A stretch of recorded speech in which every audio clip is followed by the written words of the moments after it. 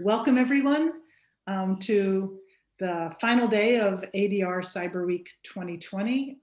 Very excited that it's our 22nd year for the National Center for Technology and Dispute Resolution hosting this. My name is Leah Wing and I'm the co-director.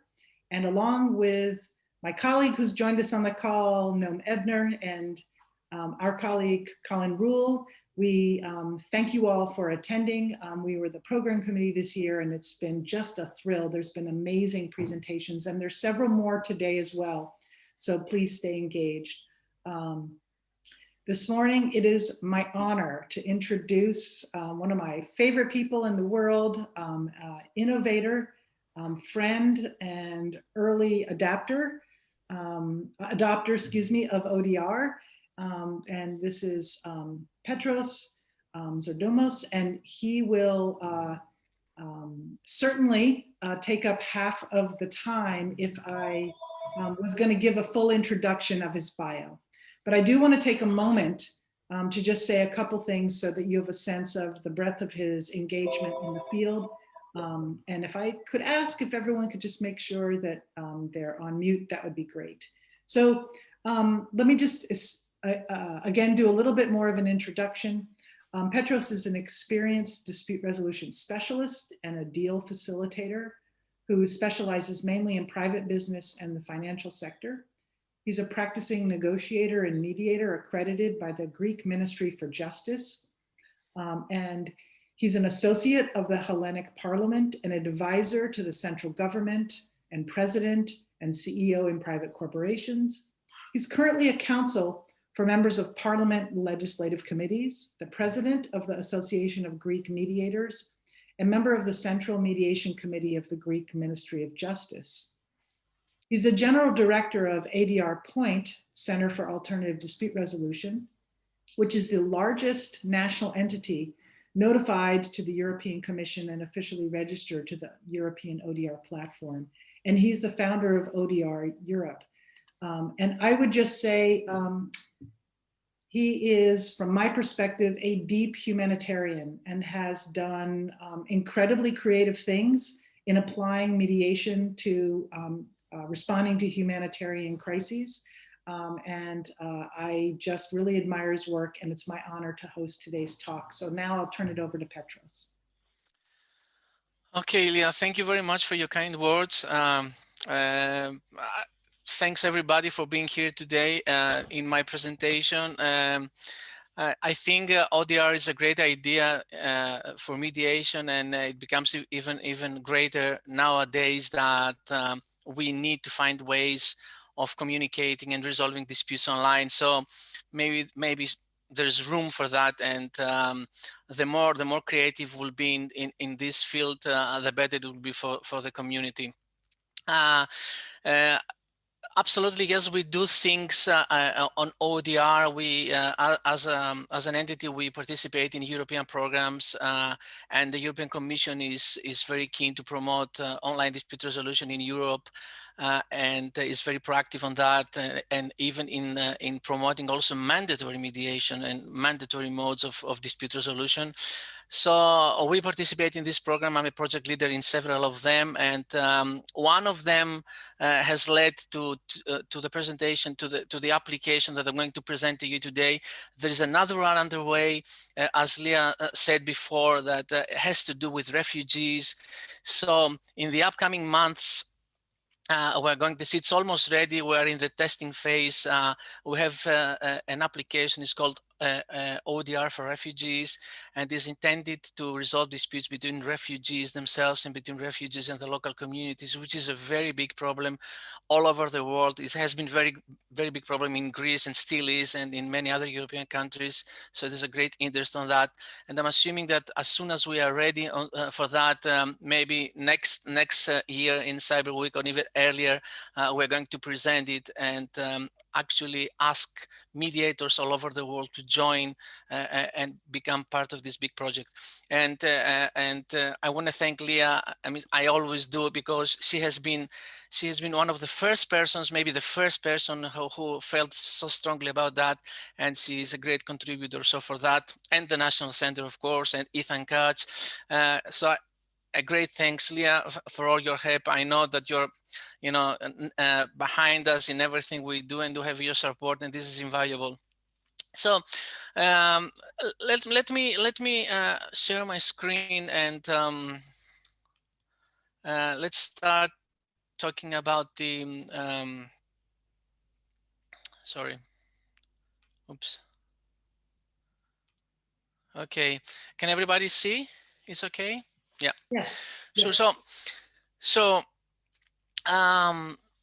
in Europe, we do things very slowly, and there's a lot of bureaucracy.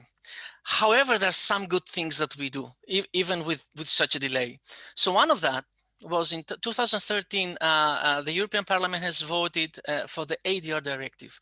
Actually, is a directive. Directive is a form of a law that has to be implemented by national laws later on.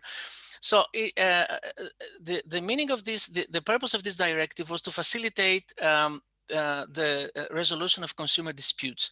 They wanted the resolution of consumer disputes to be very easy. They wanted to create ADR entities all over Europe, who the consumers can address consumer disputes with the traders, and also along with that, they have voted for an ODR regulation. Regulation is a form of law which is directly implemented into the states. You don't need a national law to create a platform. It's called EU ODR platform, whereby the consumers can log in. That's the first mistake, and file a complaint, and then with a process which is not so easy, and it's becoming easier now because they're going to change it, but it used not to be so easy. And we try to address all this thing that is called consumer dispute resolution. The European Commission feels very strong about that, as I say, and they encourage initiatives that are related to the consumer disputes in the consumer disputes field. And this is just the reason behind it is because they want to make traders and companies in the European Union selling more. They want to increase the gross domestic product of the European Union. So it's all about money, and notwithstanding the fact that that they care about the rights of and the protection of the consumer, but they're very proactive on that, and there are several pieces of legislation coming up almost every couple of months, which enhance these tools to protect consumers and encourage similar initiatives. One of the what we actually did is, in one of these calls, we thought of participating and producing something.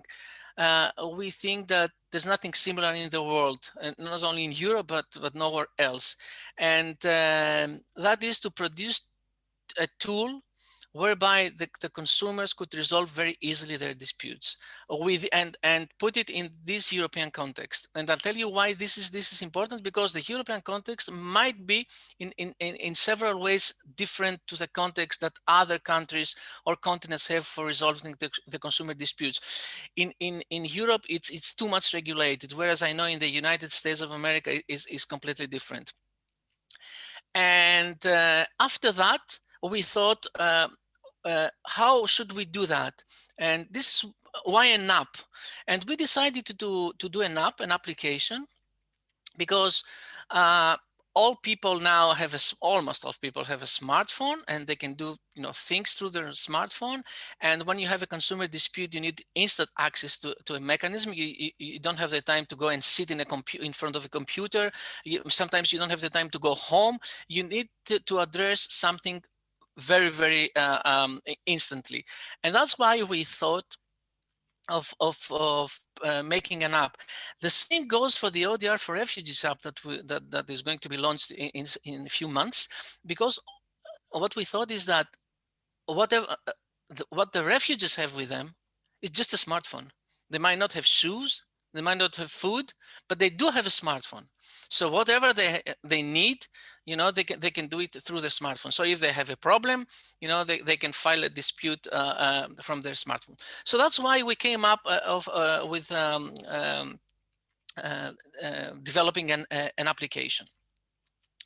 The application is very simple. We want it to be very simple so everybody can use it. It's friendly user, and we came up with of course it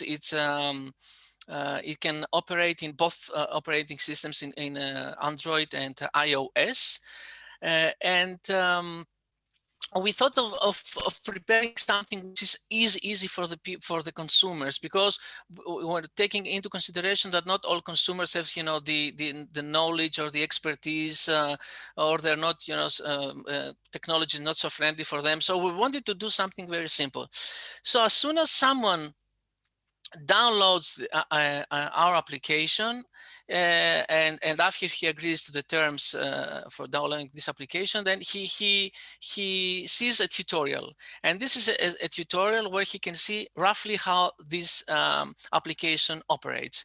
So he can see that he can start a new case easily, and he can describe the problem, and give the details of the trader, and then his personal details, upload documents, and several other things, and several more features. So the tutorial, he can read the tutorial as soon as he downloads the application, but he can also go later in the about section of the application and read it again if he needs so. Now, in our application, of course, it was funded partially by the European Union Consumer Program and by ADR Point. There's a splash screen that has to do both logos, and as soon as you do so, then you see the first screen, which is to start the case. So by just pressing this button, as you see here, then a case can start. You can start a case with a trader. Now, the first thing that you need to do is to fill in your country. Where do you live in? Where the consumer lives in? And let me tell you that this is an application that is consumer to business. Even though the ADR directive provides also for complaints made from business to consumer, this is happening very rare in the European Union. So we didn't include that in the application. So it's from consumer to business. Then you need to fill in the trader's country. Select ADR entity, as you see here, and then the amount paid for the item or for the service. Now, why do we need all that? We need first to have first of all, in order to have the first piece of information about the dispute, and then because there are two basic schemes in the application. There are cases who are not paid, they're free cases. The whole process is free for the complainant, for the consumer, and there are other cases which are paid. So these few things here, the country of the consumer and the country of the trader, and the amount actually calculates the amount if the consumer is going to pay something for the dispute resolution process or nothing. So in this case, you read that case processing and dispute resolution process will be free of charge. So if there is a case between a consumer residing in the European Union and a trader established in the European Union, then there is no charge. There are several combinations, and some of them lead to a small minimum fee that is charged for the services. In others, there isn't any charge at all.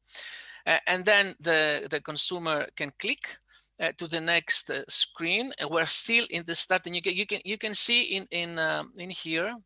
Let me see. You can see here that the case process says rate is this is something that shows that you don't need to pay anything.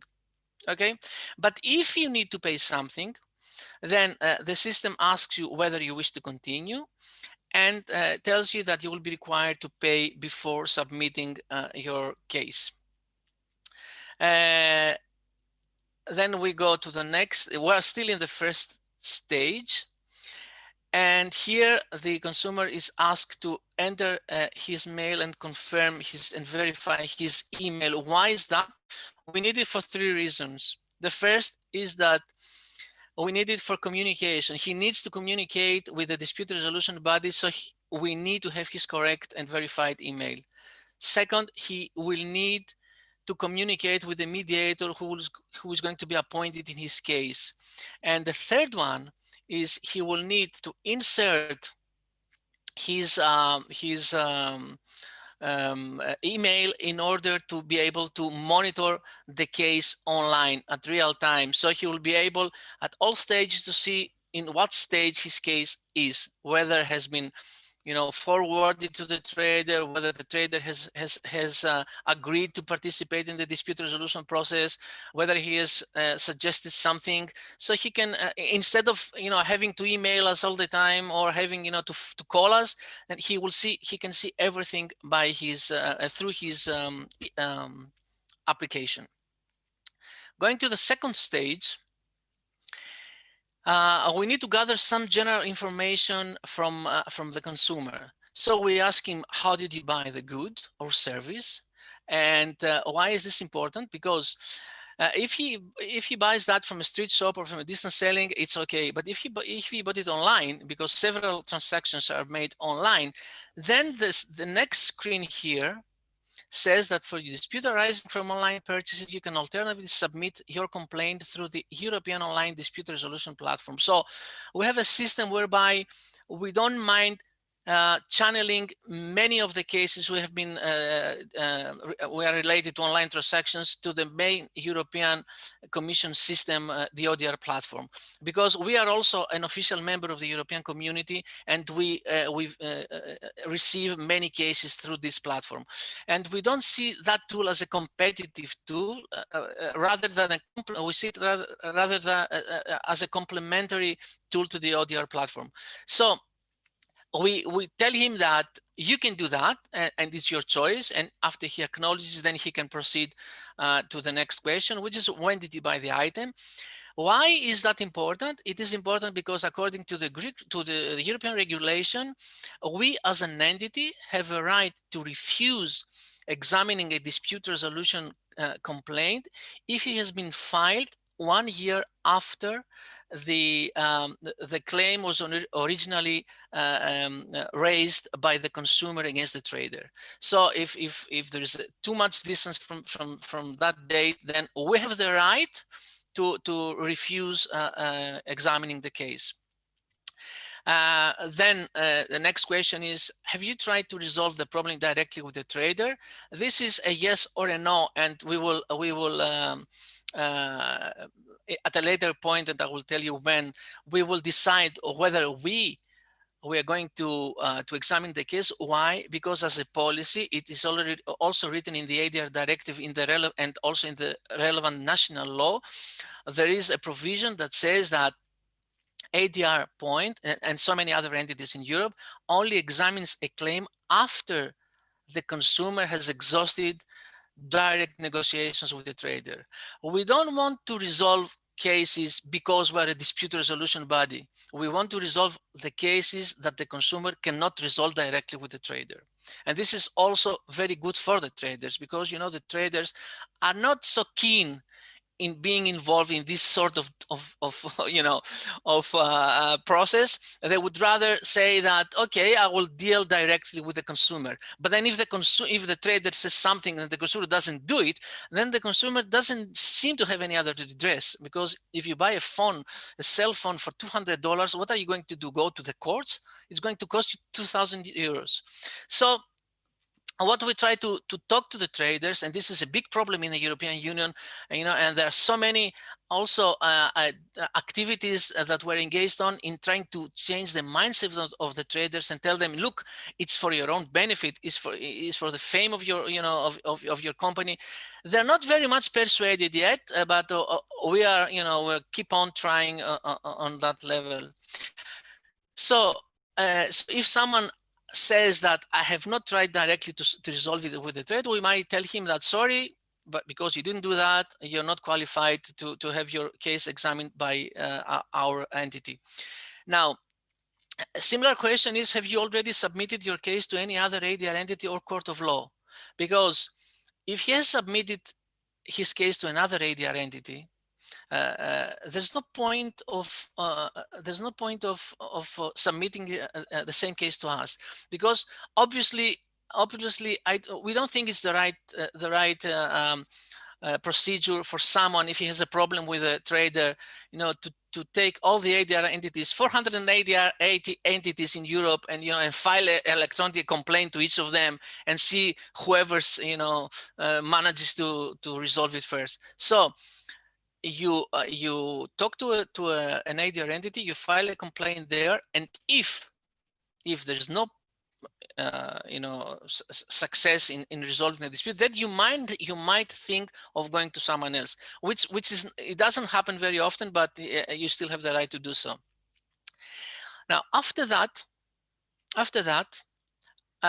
we go to the description of the dispute. We need to learn more about the dispute, and if you see here on top, there's a bar.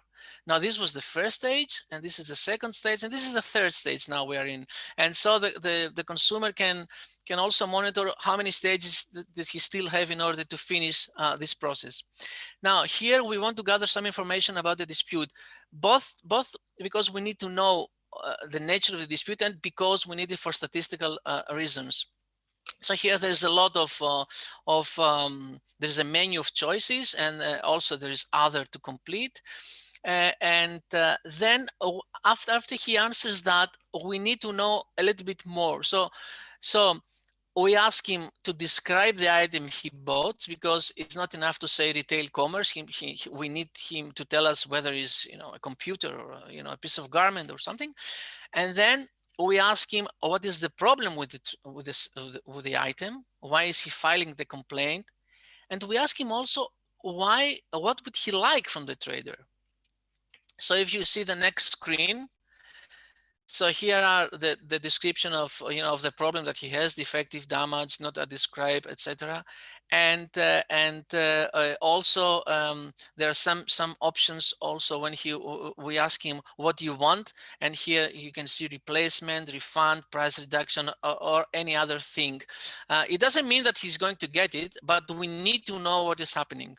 So the whole idea is first of all, for the administrator to have a complete picture of the case, and also for the mediator. It will save time for the mediator to have a complete picture of the dispute. And of course, we ask him briefly to describe his complaint, and we say briefly, and we also have 1,000 characters, because there's so many people, when they're filing a complaint, they're so angry, and they're writing pages and pages of the dispute, which is it doesn't make any sense. And of course, he can upload receipts and photos and files, things that he might consider will be useful for resolving the dispute. Then we go to the fourth stage, which is interesting, because here he will need to give us the details of the trader in order for us to communicate with him. So first of all, he will search. There is a list of traders which is preloaded in the app in order to facilitate the submission process. And only in case that this search does not display the trader, then the consumer can click here and will add new trader. Now, this is a very tricky part, because sometimes they don't give us the proper contact details of the trader, and sometimes there are traders that have shops all around the world, and in many places also in Europe, and we don't get the right contact details. So what we do is when he files a complaint, and no matter if he files a complaint with the right contact details or the wrong contact details, the administrator goes into checks that, and he only confirms the trader if there has been a previous a preview. If he checks the contact details, and if the contact details are different, then he types the correct ones. For us, it's very important, you know, to have the correct contact details. Here, when he needs to fill in the details of the trader, you see that the Germany is already here because, you know, it was a case from a German company, and if you remember at the first stage when he is asked what is the country of the trader, he fills that in the first stage, so it appears here also. And then the trader is added, and we know the details of the trader. The next is much more easier, is to add his details. Whereas here in the fourth stage, it's not mandatory to fill in all the fields. In this stage, in this stage is mandatory, of course, to fill all the fields, because you know, it's the consumer and he knows everything. Also here, I need to say that in the website, you see an asterisk here. If he buys the goods online, this is mandatory. He needs to fill in that, because we're sure he knows what the website, what is the website he bought the things from. And after he does that, then he clicks next. And we go to the sixth stage. In the sixth stage, the consumer has to do not with a dispute, but, you know, with several other things that we need to, you know, to get from him, like the confirmation that the whole information that he has provided is true, and also a disclaimer, the rules of procedure, which he can also find in the about section of the app, and also the privacy policy. You don't. I'm sure that you have something similar in the United States, but in Greece, in Europe, we have the GDPR, the General Regulation for Protection of Data, which is pretty strict, and we need to abide by that. And so he can read everything here, and in order to consent, it's not simply, that's why we don't give him the right to click somewhere here or here, but he needs to go all through the text until the end of the text, and then after he goes at the end of the text, he can give us his consent. And when he does that, now he's in the sixth stage and the final stage. We go to the next screens, and the system tells him that he is ready to submit his case. And when he clicks submit, then the system is automatically numbers the case. He gives him a random number. It shows his email, and also shows the date that the complaint has been submitted. And this is very, very, very important for him, because whenever he wants to track his, not track, but monitor his case, how the dispute resolution process is progressing, he needs to type the case number in his email, and the case number is unique. Nobody else can have it, so it's pretty safe for him that nobody else will see what is happening. That's why you have provided here for a screenshot, and we ask him to screenshot that and have it in his photos, and if he needs it, he can easily find it. And also, here you can see that we also tell him what's next, because he needs to know, okay, I'm submitting the case. We don't have here the option of someone paying, because, you know, this we took that screenshots from a case which was free. But if he needs to pay, you know, he's directed to the page where he pays, and he completes the page, and that's the end. Now he says he needs to know what is happening, okay, after he files, and we tell him that your case will be processed by an administrator, and if it's eligible, because this is important, then ADR point will inform the trader and appoint a mediator to explore the trader's participation and go on with the dispute resolution procedure. And we ask him also to check his email regularly for some updates he might receive from us, and check also his case status in the app. Now, a few things about the toolbar. Now there's a toolbar here at the bottom of the screen, which has five different features. The first is the case. So whenever you press that button, you're directed to the first page of the screen, which is start the case, and this is exactly what we did before. And then there is a case status. Let me see. Okay, this is the case status.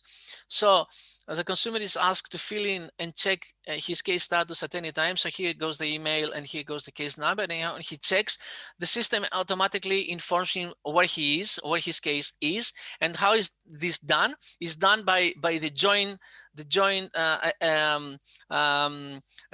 task efforts of the administrator and the mediator. And up to a certain point is the administrator who updates how his case is progressing, and after the administrator assigns to a mediator, only the mediator can change the status of the case.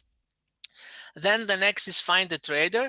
Sometimes it's very difficult to, sometimes in order to save all this process from the beginning, you press here find the trader, and if you click the number of the trader and you have it, then you click that, the whole field, all the fields concerning the trader are filled in automatically, and then you just fill in the rest.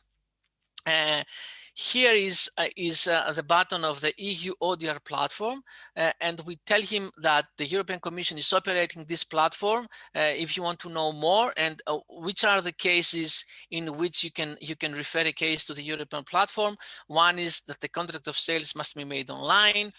The other is that your consumer residing in the European Union and 3 other countries. And the last one is that the trader is established in the European Union. If you have these, if you have all three, then you can file your complaint through the European platform, or you might want to proceed, to carry on with us.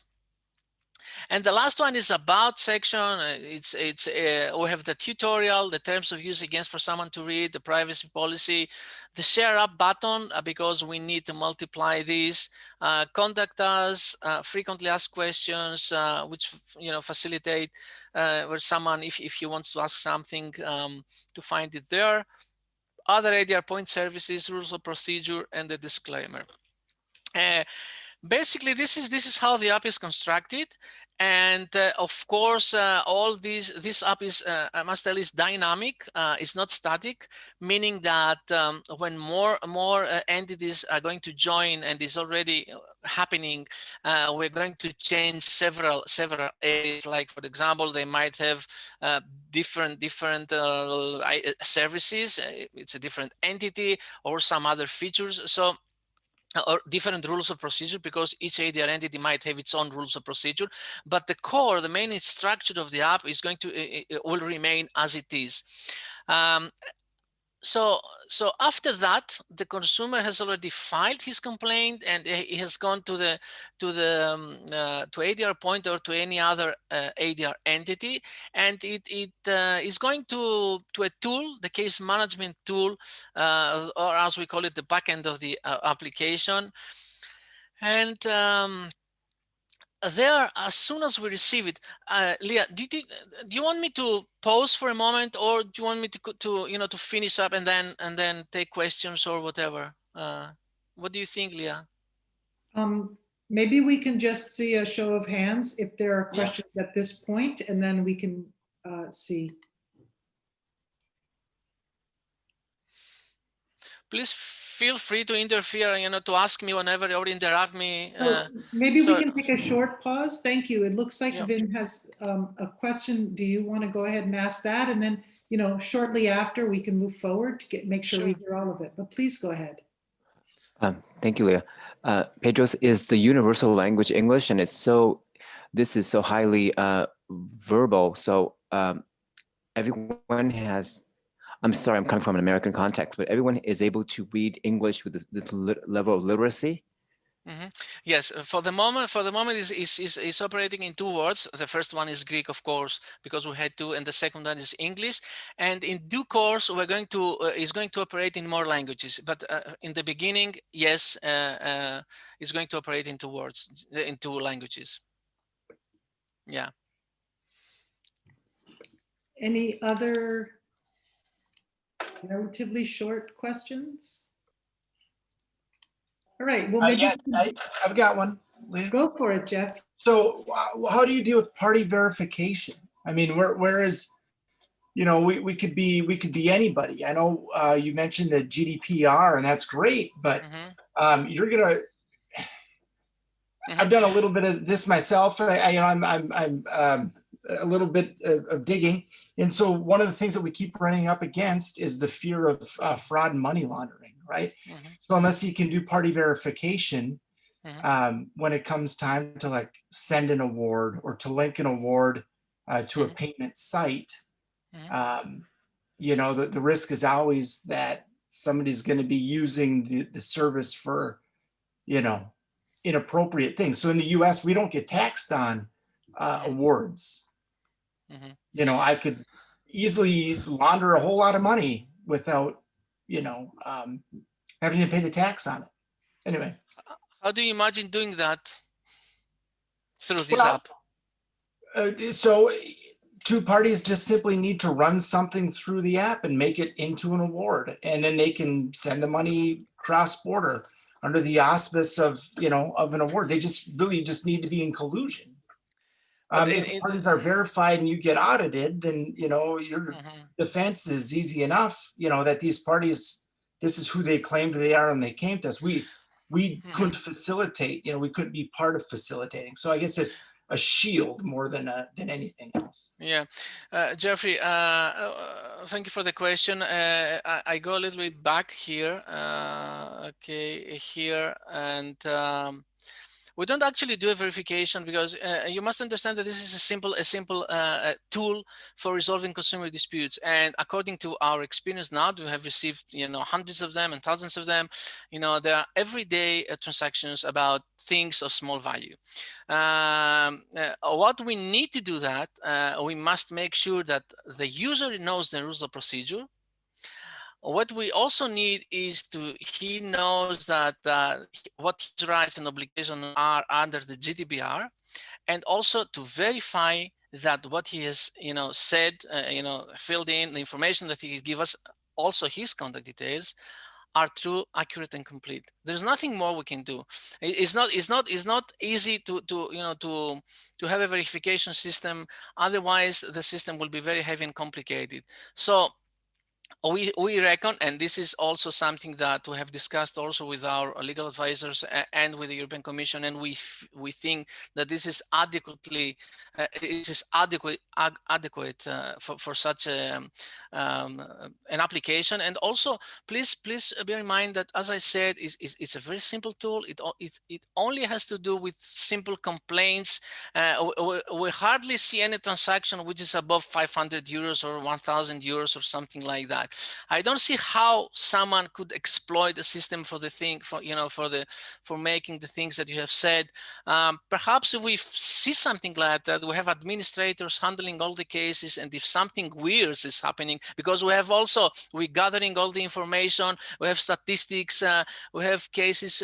I will tell you later. We know how many times the same person appears as a consumer. So we have all this in the administration panel. I don't think someone, will try to do something like, it's not an application that has to do with mediation where the volumes, not the volumes, but the value of the claims might be bigger. So we feel pretty comfortable about that and safe. No, that's good. Good. I left my email in the chat, and I hope I'd like to continue the conversation with you. We're with Equisettle, a project that we have going is pretty similar, with several other facets. There's a website that's not that complete right now, but what we're running into is the ability for the parties to actually make payment, and it's the payments providers or the money handlers that are the ones that take issue. Okay, let me tell you a few things about the payment, because I haven't tell you anything about that. So if for example, for a value of say 500 or 600 or 700 euros, and if there is a payment need to be made, the payment is around 35 euros or something like that, and it goes directly through Stripe to our account, and we issue an invoice to the person who paid. Like a Stripe Connect. Yeah. Yeah, and we also have, you know, have the security of an organization like Stripe, and as I told you, we feel pretty safe on that aspect. But any recommendation is very welcomed, and also we're trying, and I will tell you later on in the discussion, that we're trying to put more things into the app and make it even more useful for the users. So any suggestion that you might have, we'll be more than glad to examine it and see how we can improve it. Absolutely. Thank you. So in this administration, sorry, are there any other questions? Okay, in this administration, after the complaint has been submitted, then it reaches the administration stage, the backend, as we call it. And here the administrator is doing two types of check. The first one is the procedural check. And this according to the rules of procedure that everybody should know. Like, for example, it may be rejected because he hasn't talked directly to the trader, or maybe rejected because it's of very small value. Sometimes, you know, we get claims for €5. So we have the option to reject the claim if we want to do so. Let me tell you that we don't reject a claim so far, even if it's of very small value, because it might be of a small value, you know, nominal value, but it's very important for the consumer. And so that's why we need to address every concern of the consumers. And also it's a very good, you know, how do you practice for the mediators. So the first check is a procedural check. The second one is the legal check. Why? Because we need to make sure that the complaint, the type of complaint that has been filed, complies with the national law. So you cannot file a complaint for medical malpractice. It's not a consumer dispute. Or you cannot file a complaint for something that occurred in public education. It's not within the ambit of the law. So we do these two legal checks. And if everything is okay, then the administrator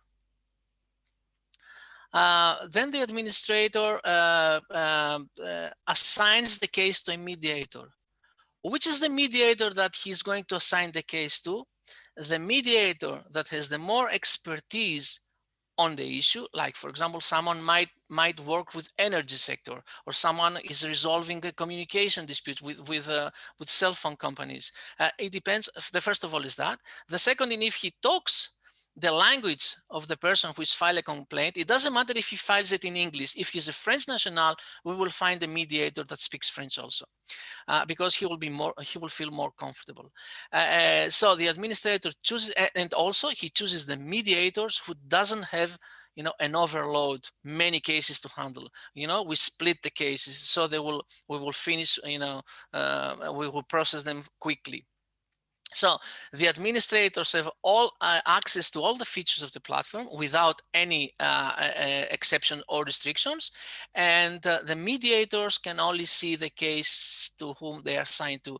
Now, the mediator, as soon as he gets the invitation from the administrator, he can either accept or he can refuse. In such case, immediately another mediator is appointed.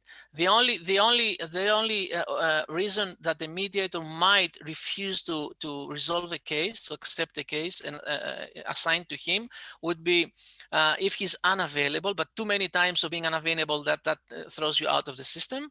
And the second is if he has a connection with the trader, because many of them are lawyers and they might be in one way or another connected with the trader. So in this case, they are disqualified from being selected. Now, as I tell you, there are free cases and paid cases, and this is also registered in the administration panel. Now, free cases are European ADR Directive and national law provides which cases are going to be free for the consumer. That was a big discussion in the European Union during the enactment of this law, and we were in favor of all the consumer paying a nominal fee like €1 or €2. It's not a great value, but you know, it's a threshold that only serious complaints would go into the system, because this way we get all sorts of complaints, and you can imagine what we're getting. And the second is paid cases. also through a combination of the country of the consumer and the country of the trader and the value of the item. And this is all the cases falling outside the scope of the ADR directive. And of course, the cost is variable. It's a different thing to resolve a case between a Greek national and a British company, and a different whole thing to resolve a complaint between someone who is residing in China with someone who is residing in Vietnam. Okay, it takes a lot more effort, and we estimated that the cost is only slightly more than in other cases. Now, statistics, the system is programmed and constructed in a way to measure almost everything. The deadline for the administration to approve an incoming case, the 90 days dispute resolution period that is provided by the law. Of course, there can be an extension of this period, but we very rarely do so. Also, it has alerts, alerts about the status of the case, the outcome, which cases has been resolved in favor of the consumer and which in favor of the traders, because these are statistics gathered. We have an obligation to gather them in order to inform the European Commission.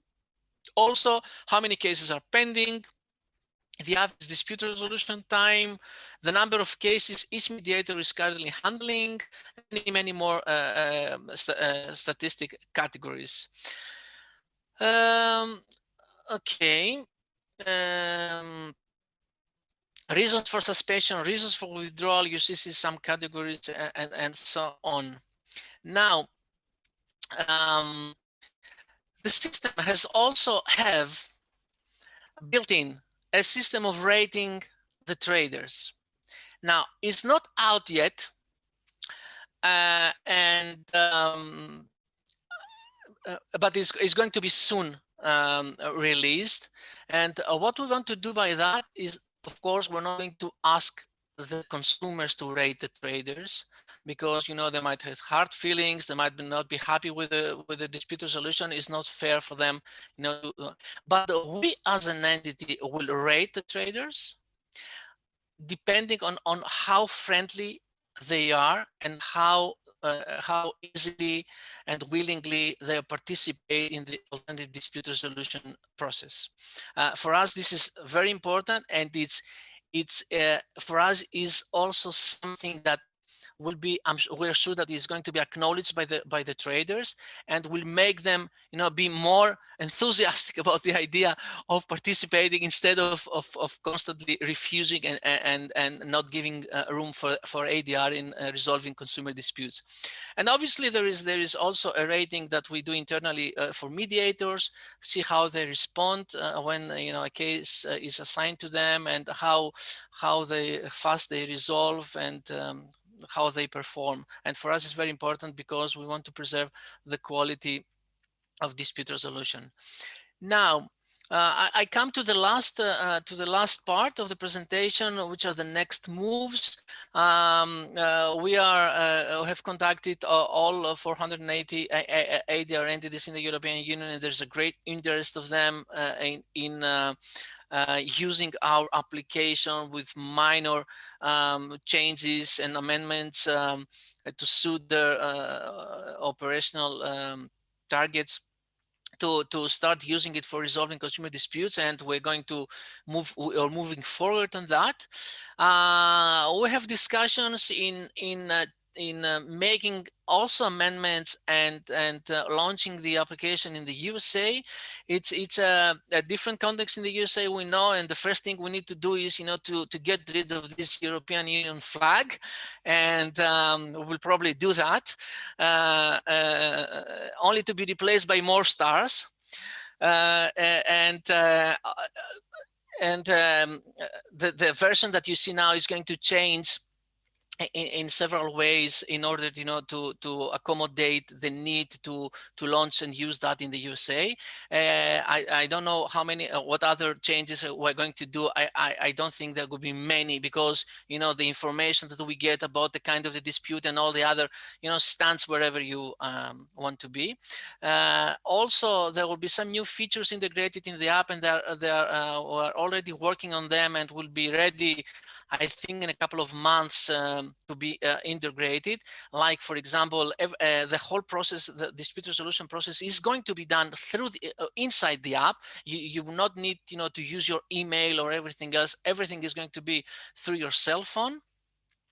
And also, we're going to have something very, very important for the traders, because, as you probably understand, because I have referred to the traders so many times in this presentation, we need to have them on our side. It's a tango, you need two. If the trader says no, then you cannot proceed. And mandatory dispute resolution for consumer dispute is not somewhere in the horizon for the moment. So we need to have them on the table. So we're preparing something which we think is going to be very attractive for them. And the acknowledgements also go again to Leah and the other very good friends from the United States that are backing us up, and they always give us the floor to make presentations and help us in the work. ODR pioneers, and we thank you very much once again. And the whole ODR community, I think it's a great job they're doing, and we need to have them, on our side in order to progress more. That's all from me. Sorry for my mistakes in the English language, and sorry for speaking all the time. I can take any questions you might have, and I'll be glad to to answer them if I can. So first, I just want to thank you, and we can thank you again at the end, but thank you not only for a fascinating presentation on your app, and also for being bilingual and putting your entire presentation into English so that you carried the labor rather than the listener.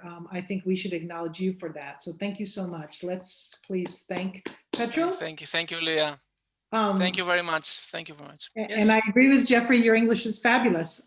So shall we do questions? And if it fits for you, maybe you can drop the PowerPoint, Petros, so that we can see each other and have just a little bit of an opportunity to have questions or comments. So shall I send you sorry, Leah, I didn't catch what you said. I'm sorry, maybe you can take down the screen share so that we can see each other, and then it would be wonderful if there are questions or comments. Oops. Good.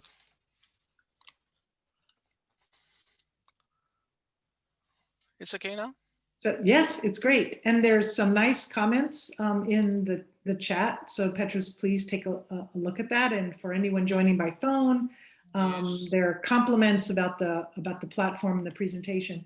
But let's start off with questions and comments. If you want to put it in the chat, that's great, and I can read them out, or feel free to just go ahead and jump in. Okay. Okay.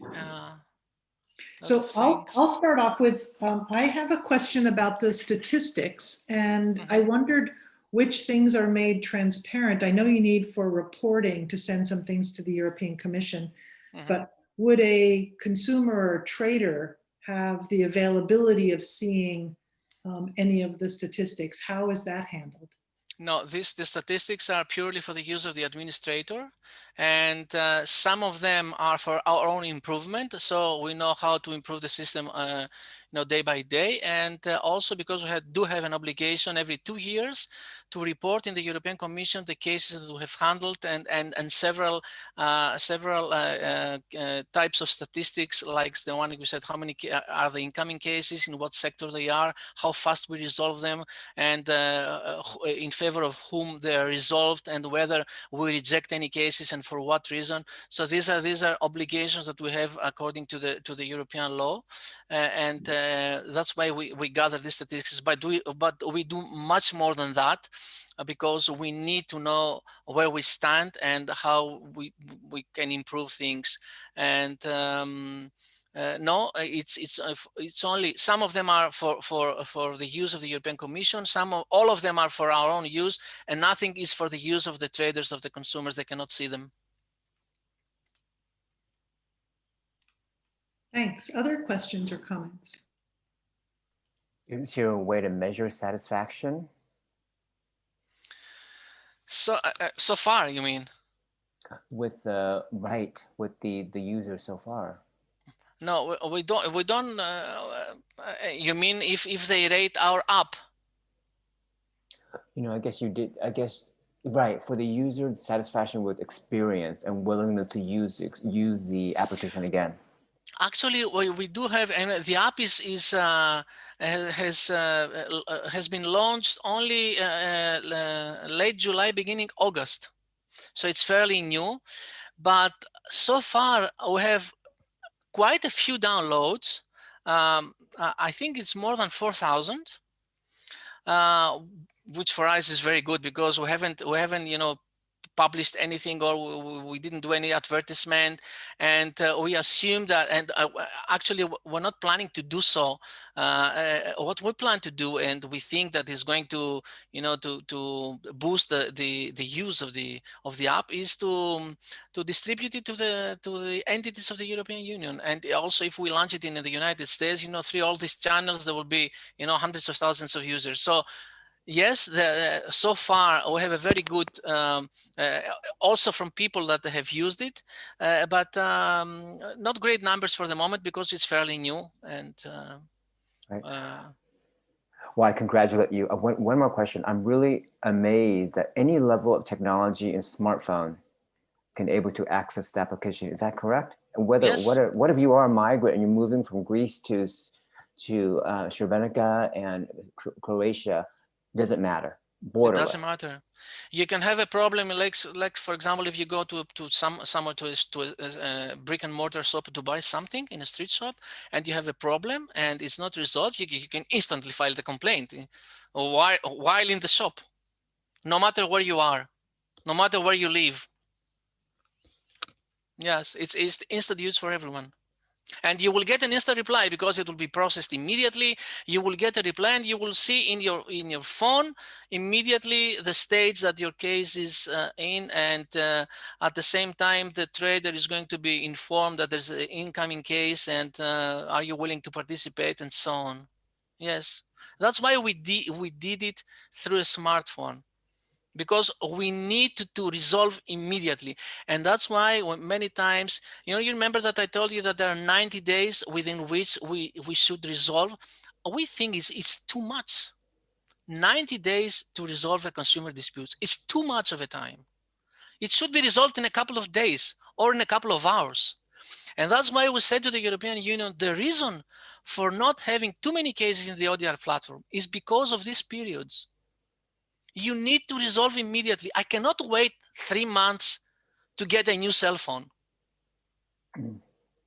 So that's why we did it through a smartphone app. Instant, no matter, I mean, of course, we don't know if we're going to succeed in resolve the dispute, but he should have instant access to a dispute resolution mechanism.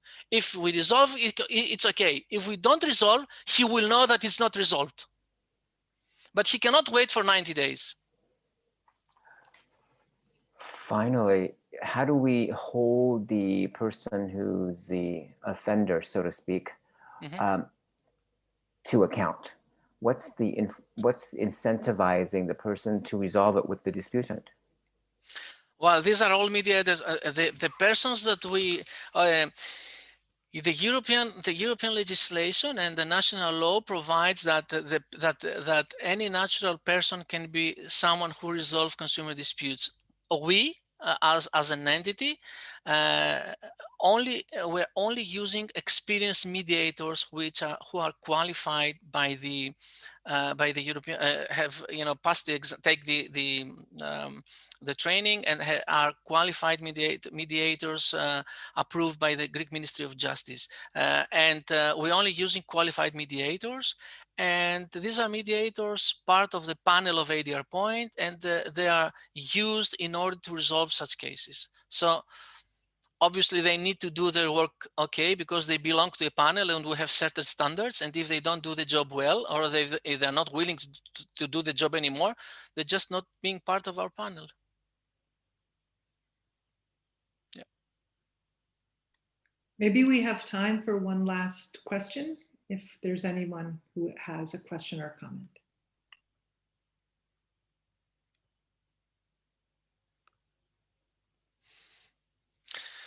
I just want to add one word, Leah.